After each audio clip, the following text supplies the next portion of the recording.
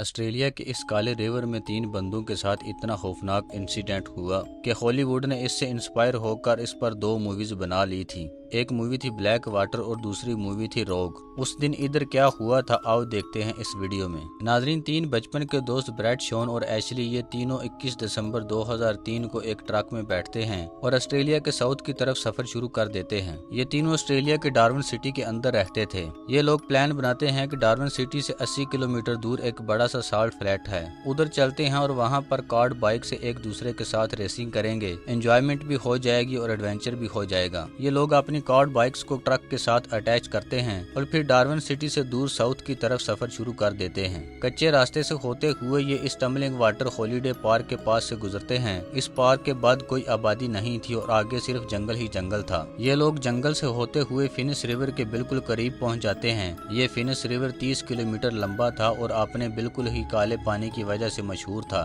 अगर आप इसके पानी में झांकोगे तो 1-2 इंच से ज्यादा कुछ नीचे नजर नहीं आएगा। इस फिनिश रिवर के थोड़ा सा लेफ्ट साइड पर ये लोग बड़े से साल्ट फ्लैट पर पहुंचते हैं। अपनी कार्ड बाइक को ट्रक से निकाल कर रेस लगाना शुरू कर देते हैं। उस दिन इस साल्ट फ्लैट पर बारिश भी बड़ी हुई थी, जिसकी वजह से इधर कीचड़ बहुत ज्यादा था। तो रेस लगाते हुए ये एक दूसरे के ऊपर कीचड़ भी बहुत उछालते हैं, जैसे दोस्त आपस में करते हैं। कुछ घंटे एंजॉय करने के बाद ये लोग बस करते हैं और फिर वापस जाने की तैयारी शुरू कर देते हैं। अपनी कार्ड बाइक को वापस ट्रक में लोड करते हैं। जब ये लोग जाने के लिए बिल्कुल तैयार थे तो इनमें से एक दोस्त कहता है कि आओ जरा पानी में डुबकी लगा लें और अपने इन कपड़ों से कीचड़ तो उतारें। अब आप ये समझो कि ऑस्ट्रेलिया के इस एरिया में जहां आपको सबसे कम टाइम गुजारना चाहिए वो पानी है, और वैसे भी इधर लोगों का ये मानना था कि ऐसा पानी जहां स्विमिंग अलाउ ही नहीं है, इसमें एक न एक ऐसा जानवर जरूर होता है जो आपको पक्का मार देगा। और फिनिश रिवर का ये एरिया जहाँ ये तीनों सोचते थे कि ये पानी में जरा कूद कर अपने से ये कीचड़ तो साफ करें, ये भी कोई स्विमिंग एरिया नहीं था।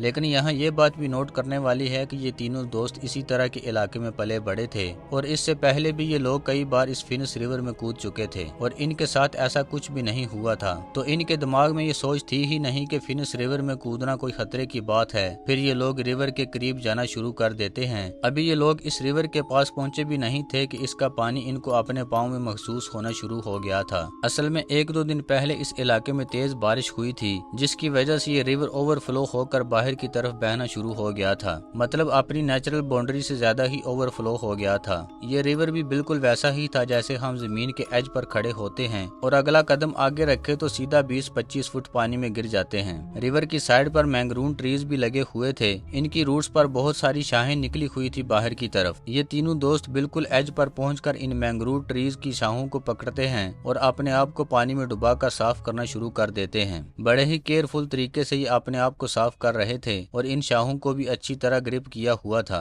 कि कहीं ये छूट ना जाए। पिक्चर में तो आपको ये रिवर स्टिल दिखाई दे रहा है, लेकिन असल में बारिश की वजह से इसका बहाव बहुत तेज था। तीनों ने कीचड़ तो साफ कर लिया था और ये जाने ही वाले थे कि ब्रैड का हाथ फिसल जाता है और वो सीधा पानी में गिर जाता है। तेज बहाव की वजह से वो अपने दोस्तों से दूर चला जाता है। वो एशली और शॉन को मदद के लिए आवाज देता है। वो दोनों मुड़कर देखते हैं तो ब्रैड पानी में बह रहा था, तो वो दोनों भी इसको बचाने के लिए पानी में कूद जाते हैं। ये तीनों बड़े अच्छे स्विमर थे और इनके लिए कोई पैनिक वाली सिचुएशन भी नहीं थी। इनके दिमाग में था कि ठीक है, पानी में गिर गए हैं, ज्यादा से ज्यादा क्या होगा, आगे बहकर चले जाएंगे और आखिर इस रिवर से बाहर ही निकलना है। शॉन और एशली तेजी से स्विम करते हुए ब्रैड के पास पहुंच जाते हैं और ये तीनों अलाइन हो जाते हैं। ये तीनों पानी के बहाव के साथ बहते जा रहे थे और साथ ही किसी दरख्त की शाख को भी देखना शुरू कर देते हैं जिसको वो पकड़कर बाहर निकल सके। अब इस पॉइंट पर तीनों थोड़ा सा पानी में अनकंफर्टेबल होना शुरू हो गए थे, लेकिन फिर भी इनको यकीन था कि वो रिवर से बाहर निकल आएंगे। शॉन फ्रंट में था, एशली दरमियान में था और ब्रैड सबसे पीछे था।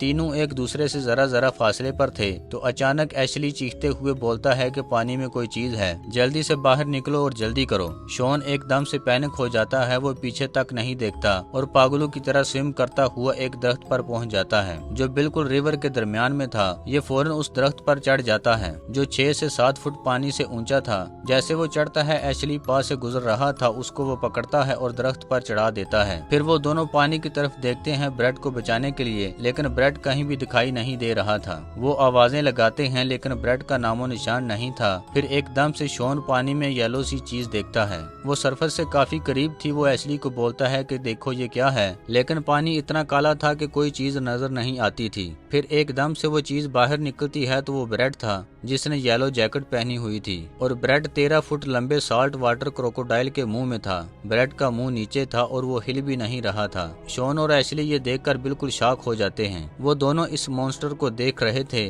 जिसने इनके दोस्त को अपने मुंह में पकड़ा हुआ था, और ये इस बारे में कुछ भी नहीं कर सकते थे। 5 मिनट तक ये दोनों मगरमच्छ को देखते रहते हैं और सोचते हैं कि अब क्या होगा। वो मगरमच्छ भी इनकी तरफ ऊपर देख रहा था, जैसे वो इनको बता रहा था कि अगर ये पानी में आए तो इनके साथ भी यही हाल होगा जो इनके दोस्त के साथ किया है। कुछ देर बाद ये मगरमच्छ आहिस्ता आहिस्ता पानी से नीचे होता है और ब्रेड के साथ गायब हो जाता है। एशली और शॉन इतना डरे हुए थे कि इनको अपने दोस्त के मरने का गम दिमाग में नहीं आ रहा था। वो दोनों बस सर्वाइवल मूड में चले गए थे। दोनों इस दरख्त के मजीद ऊपर चढ़ जाते हैं, 2 अलग अलग ब्रांचेस पर, जो पानी से तकरीबन 10-15 फीट की ऊंचाई पर थी। अब ये दोनों एक दूसरे को तसल्ली देना शुरू कर देते हैं कि जब हम घर नहीं पहुंचेंगे तो हमारी फैमिलीज पुलिस में कंप्लेंट करेंगी और फिर हमें ढूंढने के लिए सर्च लॉन्च करेंगी और वो फिर यहाँ पर हमें बचा लेंगी। इनको इसका यकीन तो था कि ऐसा ही होगा, लेकिन इसमें कितना टाइम लगेगा ये नहीं पता था। इसमें कई दिन भी लग सकते थे इनको बचाते बचाते। तो इनको रियलिटी नजर आना शुरू हो जाती है। ठीक है, ये लोग इस दरख्त पर सेफ थे, लेकिन आखिर कब तक? इन्हें नींद भी नहीं आनी थी, और अगर ये सो गए तो दरख्त से गिरकर उन्होंने सीधा पानी में जाना है जहाँ ये मगरमच्छ है। इनको नहीं पता था कि आगे क्या होने वाला है। इसी दौरान ये नीचे काले पानी में दोबारा देखते हैं तो वो 13 फुट लंबा साल्ट वाटर क्रोकोडाइल वापस आ गया था, और अब इसके मुंह में ब्रेड भी नहीं था। साल्ट वाटर क्रोकोडाइल दुनिया के सबसे खतरनाक और अग्रेसिव क्रोकोडाइल है। ये क्रोकोडाइल की उन 2 किस्मों में से है जो एक्टिव तौर पर इंसानों को हंट करती हैं जब मौका मिल जाए। शॉन और एशली मगरमच्छ को डायरेक्टली देख रहे थे और वो भी इनको ऊपर देख रहा था, जैसे वो इनका इंतजार कर रहा है कि ये पानी में आए और वो उनको खाए। मगरमच्छ पानी में हिलता रहता है और बस अपना सर निकालकर इनको देखता रहता है। शॉन और एशली दुआएं कर रहे थे कि ये किसी न किसी तरह यहाँ से तंग आकर चला जाए। फिर कुछ घंटे बाद जब सूरज ढलने वाला था तो ये मगरमच्छ वाकई पानी में चला जाता है और गायब हो जाता है। शॉन नीचे वाली शाख पर था और एशली ऊपर वाली शाख पर बैठा था। शॉन सोचता है कि मैं पानी के ज्यादा करीब नहीं रहता, ऊपर वाली शाख पर चला जाता हूँ। तो वो ऊपर वाली शाख को पकड़ता है और वो फील करता है कि ये काफी मजबूत है, तो वो अपना सारा वजन उस पर डालकर ऊपर चढ़ने की कोशिश करता है। जैसे ही वो ऊपर वाली शाख पर चढ़ता है तो वो शाख टूट जाती है। शॉन पानी में गिरता है और 10 फुट की गहराई में चला जाता है। फिर वो पागलों की तरह सरफेस की तरफ स्विम करता है और इसके दिमाग में बस यही था कि अभी आया वो मगरमच्छ और मुझे खा लेगा। लेकिन जैसे ही वो पानी की सरफेस पर पहुंचता है तो वो नोट करता है कि पानी के बहाव की वजह से वो अपने दरख्त से ही दूर हो गया है। पैनिक होकर वो अपनी पूरी जान लगा देता है उस दरख्त के पास पहुंचने में। इसको पता था कि जितनी तेजी से वो पानी में हरकत कर रहा है वो मगरमच्छ को अपनी तरफ अट्रैक्ट कर रहा है। पूरी जान लगाकर वो जैसे दरख्त के नीचे वाली शाख को पकड़ता है, लेकिन इसका जिस्म अभी भी पानी में था